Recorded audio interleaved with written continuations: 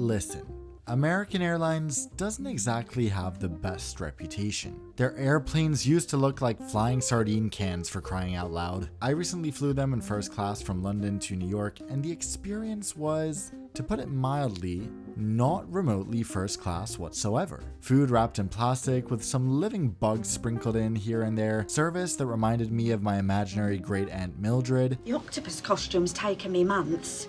8 is a lot of legs, David. I could go on. Does the airline seem to care? No, since not a single American Airlines employee reached out after that video. Let's see if they reach out today, because even after all my experience with American Airlines, my 4 flights in their business class on their 777-200 and 777-300 left me truly surprised. Why was I flying so much American Airlines? Was someone holding a gun to my head? No, thankfully not. As always, I paid for my own tickets, which allows me to be 100% honest with you guys, and in this case, I booked an excellent business class fare from New York to São Paulo for $600 round trip. Yes, you read that right. This fare was available for a little while in February 2021, and since Oscar and I had never been to Brazil, we decided to go for it and vlog the trip on our channel, Oscar and Dan. I'm Oscar. And I'm Dan. And today we're in Rio. I know a lot of people will comment that I have no right to complain when I paid such a good price. Well, too bad, because I'm gonna do it anyway. This is the regular price on this route with the exact same experience I had, so you can evaluate whether or not you think this experience is worth this amount, not $600, because obviously it's worth $600. I was happy when I got to try 3 different 777 seats, 2 on the 777-200 and 1 on the 777-300, which helped me determine which one I'd recommend to all you lovely people. The first flight on my trip would take me from New York John F. Kennedy Airport to Miami on their 777-300ER, the most premium aircraft in American Airlines fleet. This aircraft was traditionally used on the airline's signature routes to London, Sydney, Hong Kong, and usually 1 or 2 other cities. Due to the pandemic, Sydney and Hong Kong are not seeing the demand they were previously, so the aircraft has been redistributed into the domestic network, mainly serving flights to and from Miami because everyone wants to party in Florida. One thing I love about American Airlines is their COVID flexible booking policy and that they removed change fees entirely. This allowed me to change from an 8 a.m. flight to a 3 p.m. flight for free the night before I was supposed to travel. I left Manhattan for the airport around 12:30, arriving around 1:30 just in time. The terminal is pretty calm at this time of day, and I was done with check-in and security in no time. Most stores and restaurants in the terminal were unfortunately still closed at this point, but luckily, since I was flying internationally, I had access to the American Airlines Flagship Lounge, which is fantastic. Unfortunately, this lounge type is extremely rare. Only 2 are open in the whole world right now. I wasn't in the lounge long because boarding starts early on a big boy like this, so I headed to the gate and hopped on board. Let's fly the most American airline in America. American Airlines.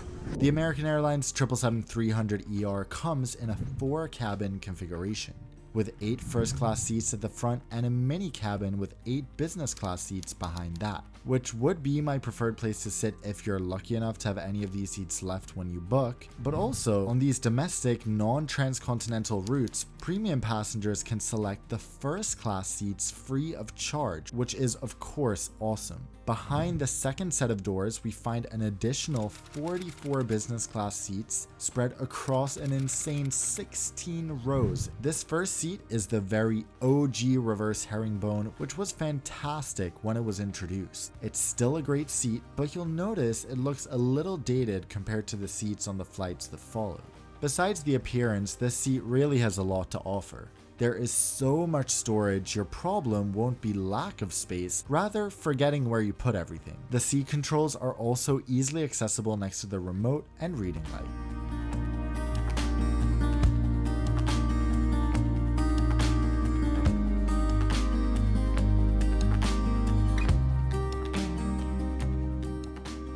Lastly, the tray table pops out like this, which I appreciate since it's possible to go to the lavatory even when your table is out by lowering the aisle armrest. Another benefit of this seat is that you have essentially unlimited space for your feet since they're not being shoved together under the seat in front of you.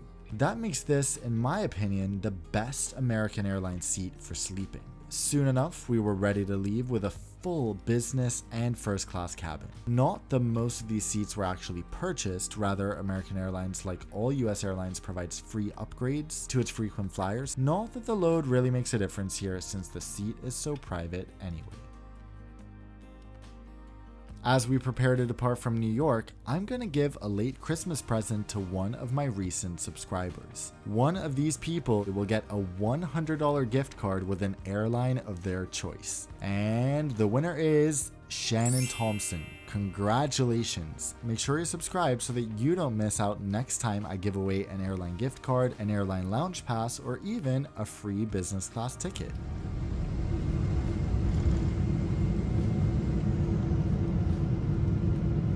As we blasted out of New York, I took one last wave goodbye to my family out the window, and then we were off to Miami.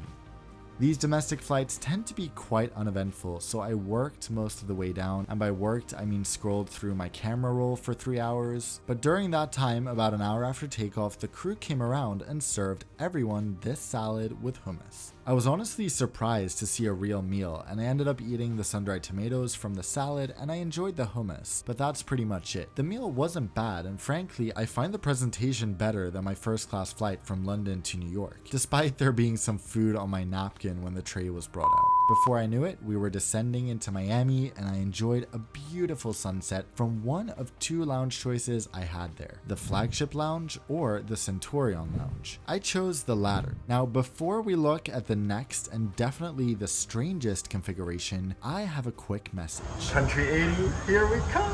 Do you know that many wealthy people own a massive collection of art? We're talking up to 30% of a billionaire's portfolio. That's no surprise given that art has outpaced the S&P 500 by 174% in the last 25 years. The problem is that most of us can't afford to buy a piece of art for $10 or $30 million and then put it somewhere and keep it safe. Luckily, there's now a way for anyone to invest in art thanks to today's video sponsor, Masterworks. They're actually one of the world's largest buyers of art, spending $400 million next year. Everyone who signs up to the platform gets a one-on-one call with a Masterworks expert who guides you through the platform, making sure you understand what everything means and what every button does. So you're as comfortable as possible using the site, but of course, this means that there's a long wait because they can only have so many experts guiding people on these calls. Luckily, my subscribers, you guys can jump in a little race car and speed to the front of the line to set up a call immediately at the link at the top of the description, and of course, no commitments are necessary.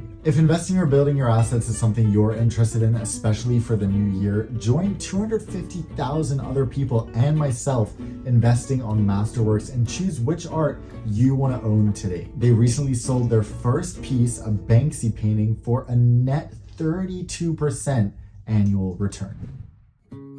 So this is the original 777-200 lie flat business class configuration, which is unique since it alternates between being forward and backward facing. The seat is by Zodiac, called the Concept D Business Suite, and there are 37 of them on board. I chose the bulkhead seat in the rear cabin for Oscar and myself. I thought there would be more foot space since it was the bulkhead, but turns out it's the same everywhere. To be honest, I don't really love this seat. Yes, it's lie flat and private, so there's nothing terrible about it, but compared to the other 2 seats you'll see in this video, it feels rather tight. It's especially tight by the shoulders, and weirdly, this space is not really used for anything else. For example, this seat still has less storage than the previous one, despite also having less space. Overall, it's pretty funny how few signs there are of how old this aircraft actually was. We're talking 20 plus years here. The overhead bins were massive, there was mood lighting, and the walls were white rather than yellow. The one sign might have been these air nozzles in the middle, taking us back to a time when business class used to have 4 seats in the middle section. Yikes. This was, of course, a much longer flight than the previous one, clocking in at 8 hours from Miami to São Paulo. meaning this should be a full-service international route. Along those lines, when I flew this route in October, it didn't feature any pre-departure service whatsoever. Being a long-haul flight though, there are a few more things to look at. First of all, the Amenity Kit. These are provided to all business class passengers. Just like previous videos, I'm giving away a few of these unopened kits for free to people who like my Facebook page. The link is below. American Airlines also has noise-canceling headphones from B&O, which are comfy, super fancy, and complement the in-flight entertainment system with an excellent selection of movies and TV shows. Obviously, being in the middle, I had no view for takeoff, so let's get right into the next part of the flight, which was supposed to be dinner. Well, here's the menu if you're curious, because I will not be eating. Why? Because the airline forgot to load both mine and Oscar's special meal, which is the first time that has ever happened to me. Granted, we did change flights the day before, but it was still more than 24 hours before departure from Miami, and the agent guaranteed in writing that our meals would be loaded. Luckily, US airlines are great when it comes to offering compensation, and they don't push back with a bunch of excuses, so they gave us both 4,000 miles each for the inconvenience of not having dinner or breakfast. I opted to go straight to sleep. American Airlines has Casper bedding, which I love. It's so plush and crispy, and I slept like a baby for 6.5 hours, so clearly the seat wasn't bad for sleep. The flight attendants were nice whenever I interacted with them, but as usual, the service was limited, which turned out to be great when trying to sleep. They said very few words, if any at all, during the meal service, which made it easy for me to sleep through it. They also serve breakfast quite late and don't turn on the cabin lights while doing so, which allows people to keep sleeping if they want. Last but not least, they let you stay in bed mode until you reach 10,000 feet, which is amazing. Before landing, the crew even came by to thank every passenger for flying with them. So then I flew all around Brazil on various airlines, exploring this country I've wanted to visit for so long. Oscar and I vlogged the whole trip on our channel Oscar and Dan if you want to see what went on during our 3 weeks, where we went all over from São Paulo, Iguazu Falls, Ciudad del Este, Salvador, and Itaparica to Rio. I was literally starting to feel like I'd moved to Brazil. The acai and guaraná were flowing through my body when I found myself back at São Paulo airport checking in for my American Airlines flight back to the US. Having one last guaraná in the lounge, my new favorite soda in the world. This time on a third type of seat. Will this one be my favorite? This American Airlines 777-200 featured 37 BE Aerospace Super Diamond Business Suites in a similar reverse herringbone layout to the 777-300. All of them are forward facing. On this flight, I went for the bulkhead again, but in the forward cabin this time. What a wise decision this was, as you'll see soon.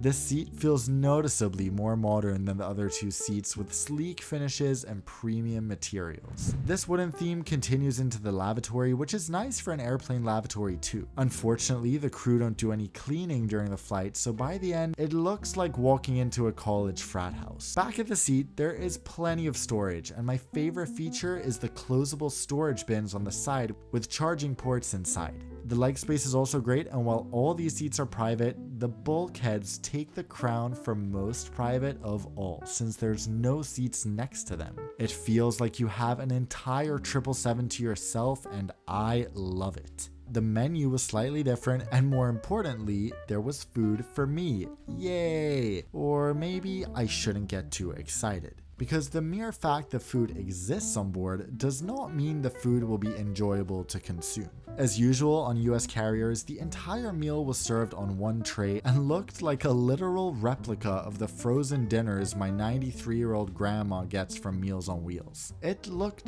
bad and tasted worse. The meal service was done within a matter of minutes, probably 45 minutes after takeoff, mainly because I didn't really eat much. I was excited for another night's sleep in the comfy bedding, but something about the flight was cursed, because although all the boxes were ticked, late night departure, lie flat seat, dark cabin, good bedding, I must have gotten a maximum of 2 hours sleep and felt pretty groggy when I opened up my eyes 45 minutes prior to landing and found a flight attendant leaning over my seat. What was she doing? Trying to get my headphones for landing without waking me up. I guess it's a sweet intention, but that for sure was something I've never experienced on a flight before. So, groggy and startled, I got off the plane in Miami and had a shocking 25-minute walk from the gate to immigration. With COVID recovering, the line for immigration took so long we had to run to our next gate, where the final flight was awaiting. This one was pretty uneventful. In fact, I was so tired I slept all the way to New York. There really is nothing like a flatbed on a short flight. So what have we learned? Before I rank the seats, let me say that overall, American Airlines Business Class is not bad. In fact, a few small changes would make it sort of impressive, but unfortunately, with the way the US airline industry works, those changes will never happen. Still, it's not a bad way to fly, assuming there aren't many alternatives, and I'd say there are some benefits to choosing American over European airlines. For example, all their seats are pretty good, and 2 of 3 are excellent. There's a focus on good sleep and great in-flight entertainment. To rank the seats, I think the worst are obviously our yin and yang configuration on the 777-200. The other 2 have different strengths, but if I had to choose, the Super Diamond seats on the 777-200 are visually stunning and have most of the same benefits of the 777-300 seat as well. So that would be my slight preference, but both of these seats are excellent. So it's up to you what you prioritize. For me, I'll be looking for another option whenever possible, but sadly, between North and South America, this might be one of the better choices out there. And on that note, stay safe out there, guys. Happy New Year's. Thank you so much for everything in 2021. I cannot wait to do some awesome stuff together next year. Until I see you all in the next video, fly safe.